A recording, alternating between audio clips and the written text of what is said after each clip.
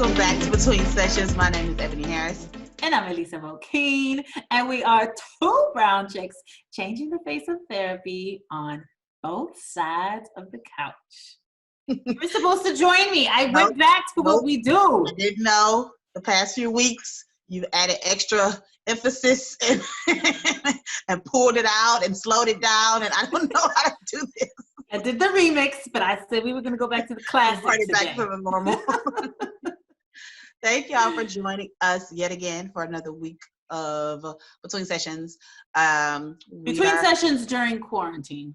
Right. We are continuing to social distance, this is probably the longest I've went without seeing you since we met. I know. I'm having difficulties. I'm so thankful for Zoom and FaceTime. Well, not FaceTime. Zoom and Zoom. We've been seeing each other, but it's just completely different. It is different. But I can't invite you out to eat and you tell me no. I'll eat every time. Probably not. I'll still be like, I'm fasting, but I'll come sit with you and watch you eat. Okay. I'll keep you company while you eat. So we're gonna try to take it a little bit away from Corona. I mean, we were talking about it still can work for now, but I'm sure you, just like a lot of us, are tired of all the conversations being about Corona. So, but that's the reality that we're in right now. Being at home, we don't even know. Well, it's a lot of conflicting information about when it's going to stop, when it should stop, and all of that. So, which is an anxiety-inducing in it of itself, because I'm like, why is that even a conversation right now? What about these other countries who had it going before us? I haven't heard about them opening up yet. So why? Anyways, yeah, yep. Anxiety-inducing. Still gonna be able to relate what we're talking about today to the present day, but let's redirect the conversation a little bit today. Right. So this, I guess it kind of stemmed a little bit from Insecure, but then I guess we kind of moved it around a little bit, but just talking about just friendship and support, and what that looks like when it comes to the people that you have in your life. And we're talking, just in relation.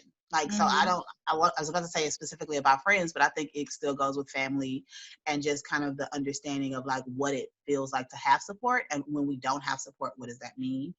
I think a lot of times, whether you are an entrepreneur or if you're just going through something, like if you are struggling with your mental health or just the daily stressors of life, we often look to others to show us support and to show up for us. And I think sometimes we're not, one, as clear, we aren't always as clear about what we need, but then two, we may have expectations of others that haven't been very clear. And if they don't meet them, then it means way more than us than maybe they're intended to. Right. That makes sense?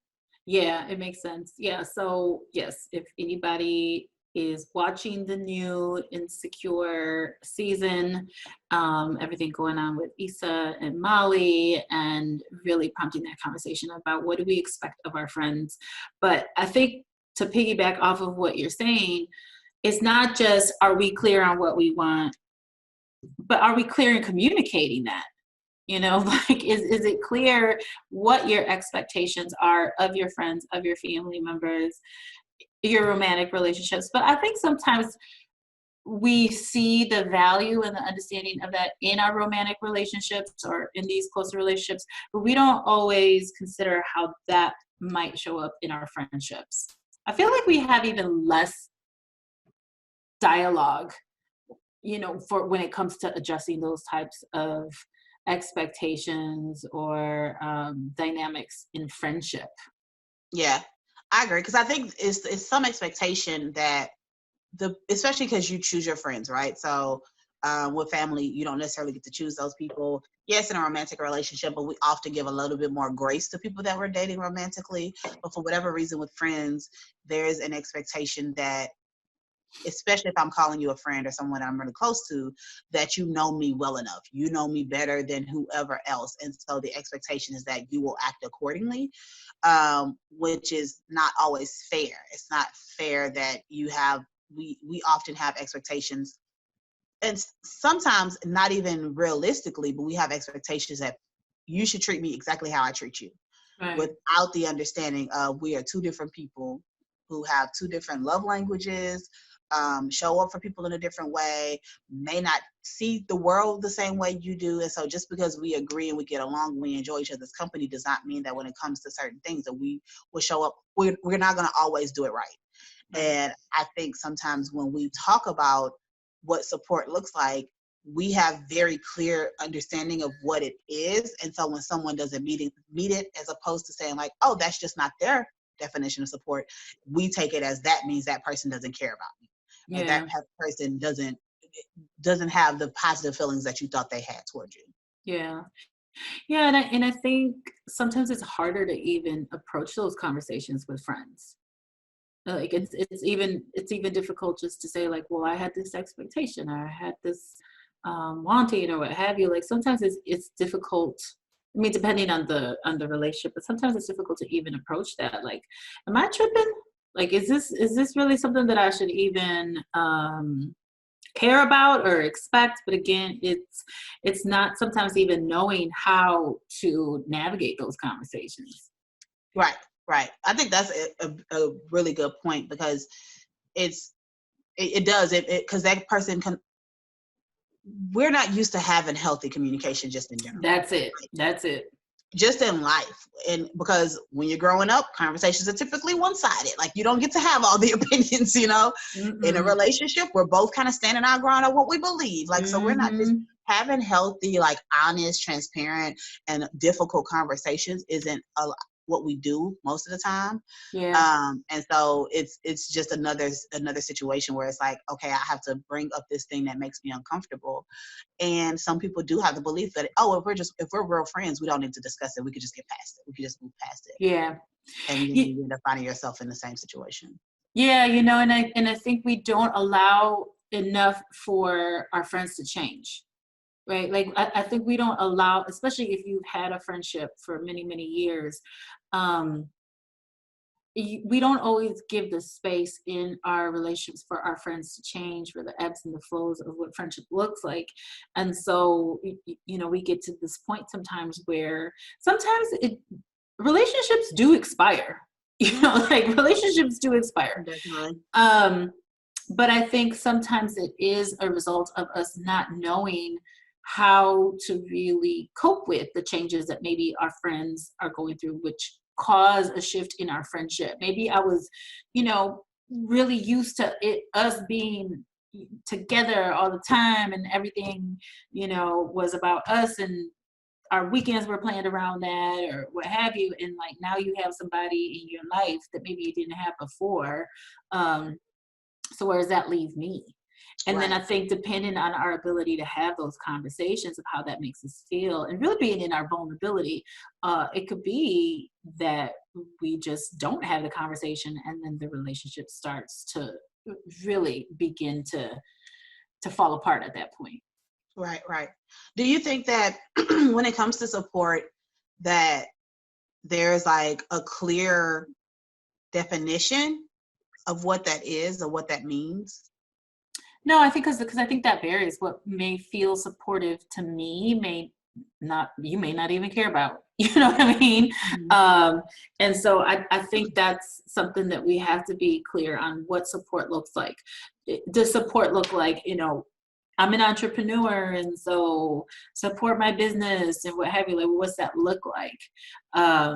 Does that mean I have to tell everyone that I know that my friend is a therapist? Does that mean that every time you have an event, you expect me to be there and pay for a ticket each time? Does that mean that you sell merchandise, so you want I need to purchase every one of your shirts and tell people where to get it? Like, I don't have that expectation of my friends, but somebody else might have. Right. I think for us, it's a little bit easier because as therapists, there are certain limits that, as far as like my business is, I have a private practice where I see clients. Ethically, I'm not allowed to see my friends. So that wouldn't even cross my mind as like, you're not supporting my business, because that limit is already there. Whereas with other businesses, like with Melanin and Mental Health and our merchandise and things like that, I can see how it may be like, but I don't have the expectation, but then also my friends also support in that way. So it doesn't even cross my mind. Like, I'm sure I have friends that have never bought merchandise. Or I'm sure I have friends that have never been to an event of ours. Sure.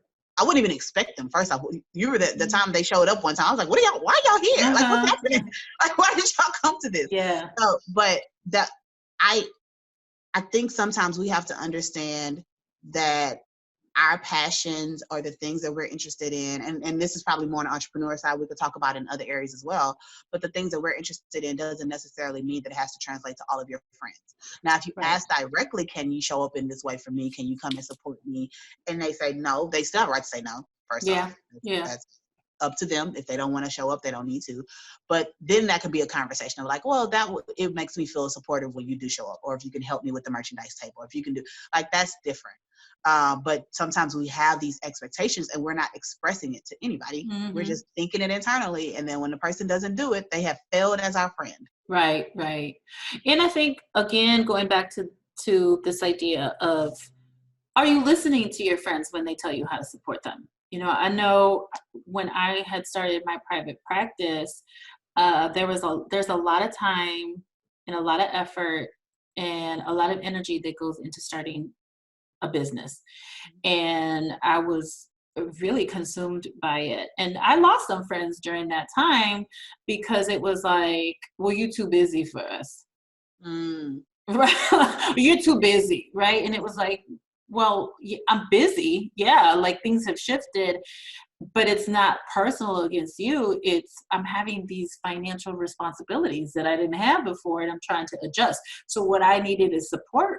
In that example is, I need you to just give me some grace and just understand that what I'm going through is not, don't personalize my behavior, especially if I'm telling you and not, you know what I mean? So I think, are you listening to your friends when they're telling you how to support them? Sometimes support means like giving them a little bit of space to evolve and to adjust, and then like, let's look, where does that leave the relationship? But are you punishing your friends when you're showing up the way that you think you should show up, and that's not necessarily what they need?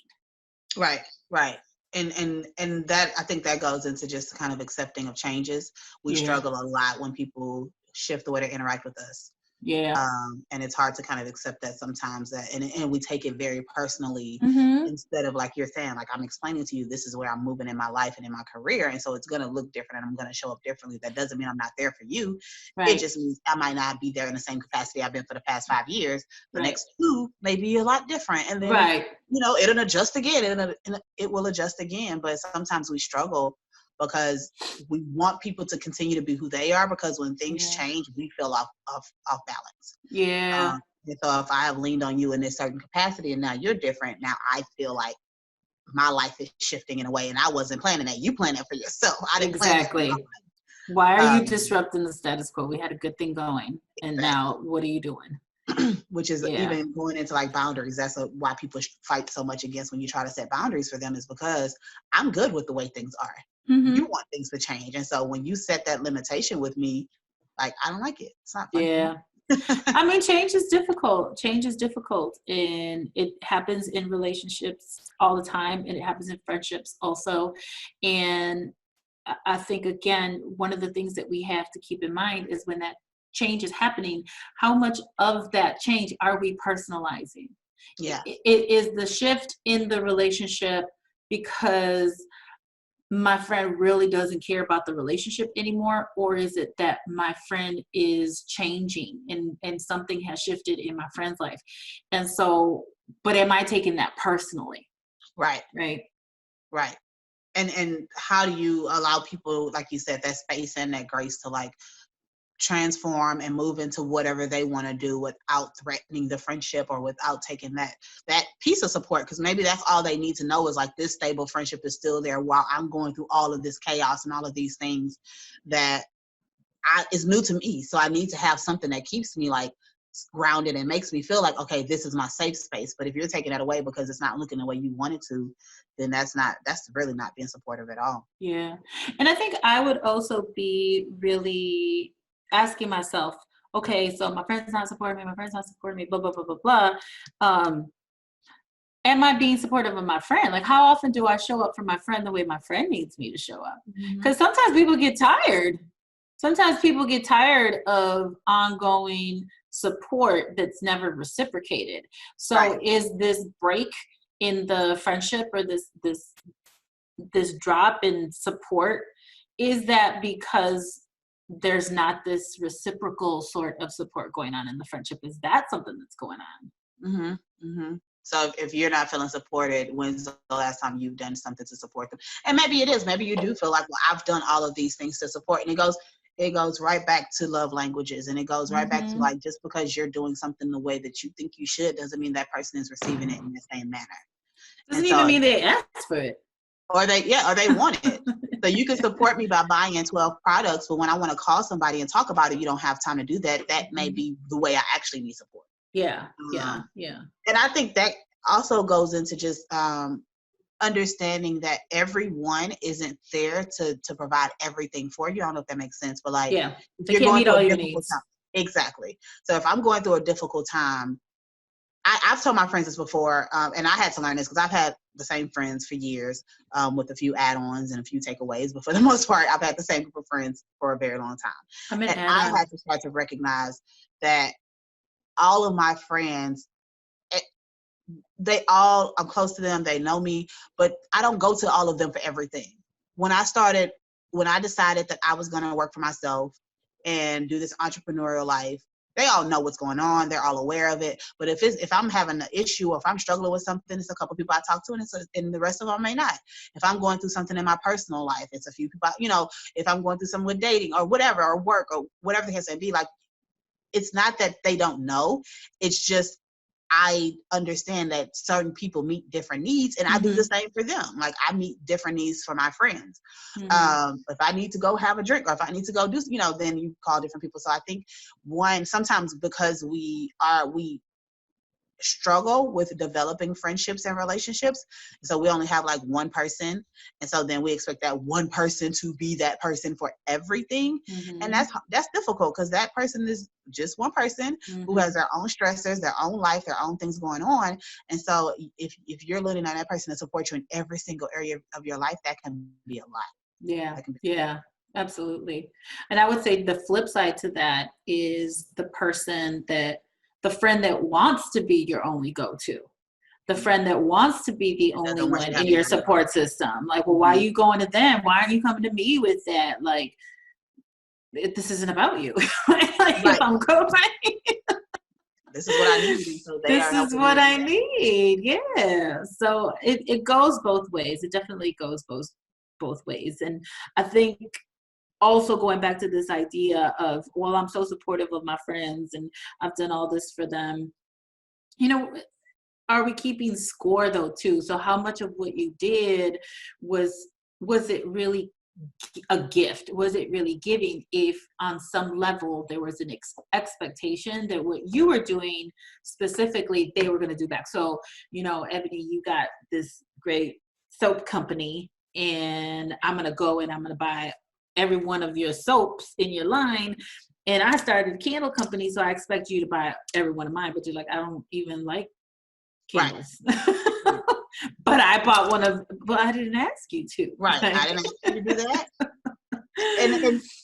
and I don't want to keep it at the business, but I think that's just the easiest for me to talk about. Transactional. It's transactional. Right. But I'm just thinking of, a lot of times, is this person, if we're talking about like business wise, is this person truly your ideal client?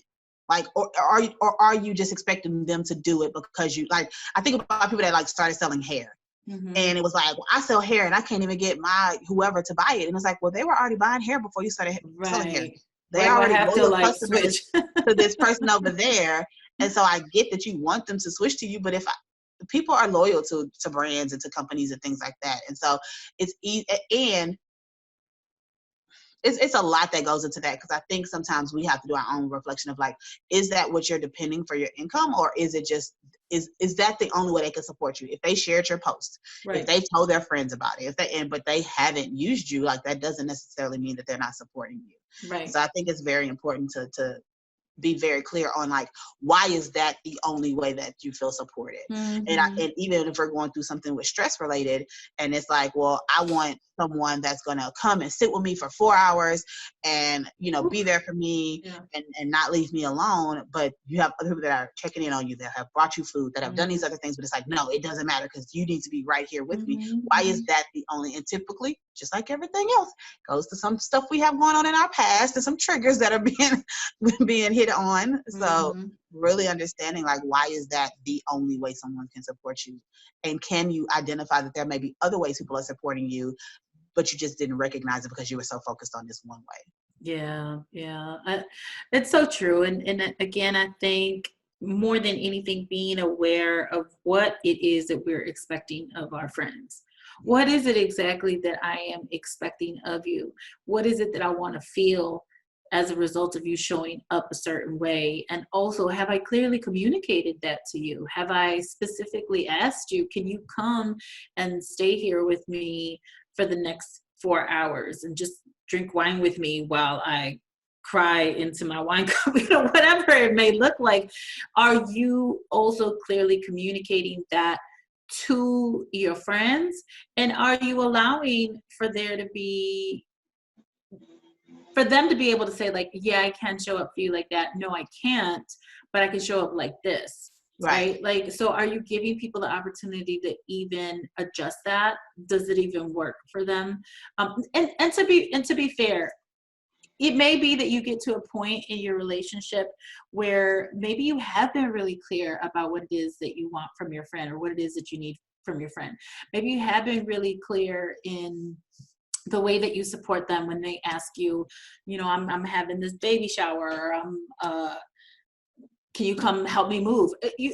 Lord, when people ask you to move, that's how you know that's your friends. And you show up and you're there, and then every time you ask your friend, like, oh, guess what? I'm moving this time. Can you go, oh, well, I'm busy. Or sometimes that does happen, right? Like, so maybe you are really clear on what you're asking for. Maybe you are showing up for your friends the way they ask you to, and you're not receiving that from them. And then that's the point where, you know what, maybe this relationship has expired. Maybe you've been doing a ton of work on yourself to where you now see it differently. Maybe up until then it didn't bother you as much, but now you've been in therapy and you've been learning about relationships and you've been learning about boundaries, and you're like, wait a second, this relationship is very one-sided, and maybe you aren't being supported. But there are steps that you can take prior to that, you know, and the first one being, you got to be real clear on what it is that you are expecting. And then you got to be really clear in asking for that. And then you got to give people the space to decide whether or not they can show up for you like that. Right. I think that's very clear and very, like, you got to have the conversation. Yeah. And those conversations are hard. Yeah. It's definitely they're uncomfortable. Difficult. But it's necessary, because so many times in life in general, we have expectations of others and they don't even know it. And so they have failed in your eyes, and they never got the opportunity to show up the way that they could have if they had just known and understood the importance of it, right? Because there are times we ask people to do stuff and they're just like, oh no, I can't do it. And you're not thinking anything of it. But this one time was the time, and they just didn't know. And I think sometimes my friend told me this when I was going through some stuff. She was saying that what happens is when we have things going on, like if we are starting a new business or we have a great amount of stress because of something happening in our personal life, the struggle is at that point we sometimes expect people to show up a little bit more, but they're just being who they've been throughout your whole relationship. And so maybe you don't even think that you need to tell them because they're around and they see it, so you would hope they would. But the reality is, if they're doing what they've always done, are they really wrong for that? Are they really wrong for not recognizing, like, oh, this is a time when that person might want me to go like 2 or 3 steps further than what I typically do? because they're thinking like, this is just how relationship and this is how I show up and this is typically how it works, not understanding that you may want more. And so I think sometimes we take these big events that when we have stuff going on, and that defines the relationship. And we think because that person didn't go 2-3 steps further than what they normally would, then well, why wouldn't you? You should know. And it's like, well, how? I was being who I've always been in this relationship. I didn't, if you had told me, hey, I need more, then maybe I could have shown up. But you know, that's not an automatic thing sometimes. And I think the other important thing is when they recognize that something might be off with you, like, and they ask you good, and you say, yeah, no, it's fine. It's fine. Mm-hmm. No, I'm good. No, it's fine. It's fine. It's fine. It's fine. Knowing damn well it's not fine. And then you hold it against them later. Like, so if your friend is trying to have the conversation with you, like, we good? Like, you seem a little off, and you're frustrated. And you're frustrated, and it's like, no, nothing. It's fine. It's fine. But then a week, 2 weeks, a month from now, you know, it's clearly not fine because you're acting funny, or we haven't spoke, or you're not inviting me to the happy hours anymore. So are you able to let your friend know, I was disappointed? I was hurt. That hurt my feelings, you know, because it may not even be on your friend's radar. And especially if you're telling them, no, I'm good, and then still holding it against them.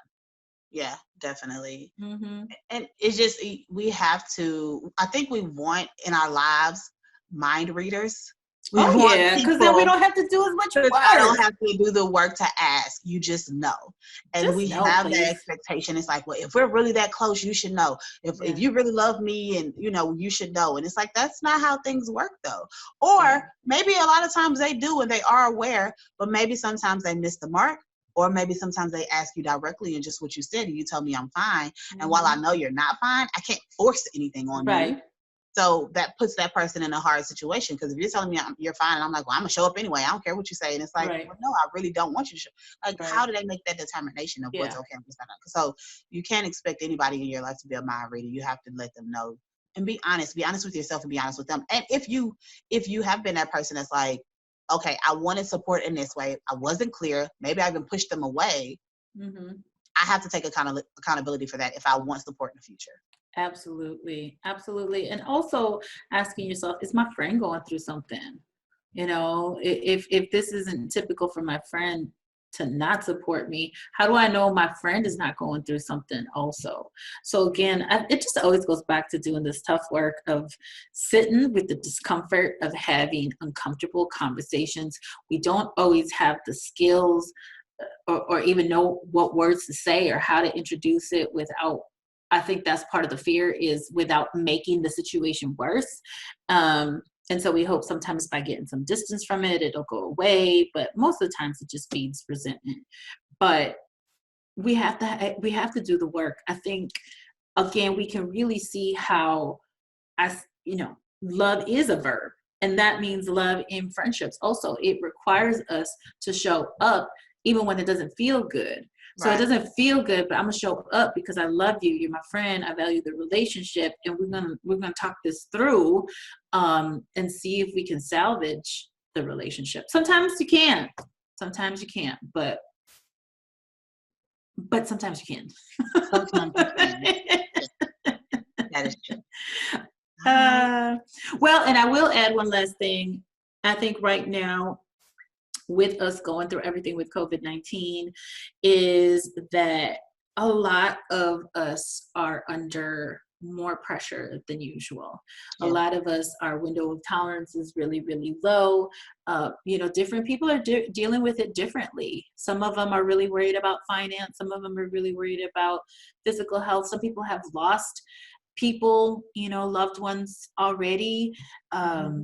And there's so much going on. This really isn't the time to be testing our friendships also, because it could be that right now, maybe my friend isn't as available, but I can't forget that my friend is also going through this global crisis the same time I am. Right. So maybe not testing or putting a lot of those expectations on those people at this point, and understanding that there's different levels of stress happening all around us, including this one that we're all going through together. For sure. So what I'd like to say then, Ebony, is if anything comes up, you need to have this conversation with me because that's just how it's gonna be. You have to communicate. You know me. I gotta be dragging it out of you. I'm fine. Are you okay? Okay or okay? I am. Perfect. Everything is fine. Somebody asked me that one time. They were like, every time you answer, it's like, yeah, everything's fine. I'm like, well, typically it is. We still here. So that's the barometer, right? That is the, is everybody still alive? Yes. Okay. That's it. Okay, then it's all good. Yes. Yeah. All right. Well, thank y'all so much for watching and joining us today, listening on the podcast. Make sure you follow us across social media, Melanin and Mental Health, Melanin Health on Twitter. Follow us or subscribe, rate, comment, like all of that on YouTube, SoundCloud, iTunes, all that stuff. We have started putting videos back up since we have to do videos to record anyway. So the podcast videos are on YouTube as well. So check that out, and we will talk to y'all next time. Yeah. Take good care of yourselves. Take care of yourself.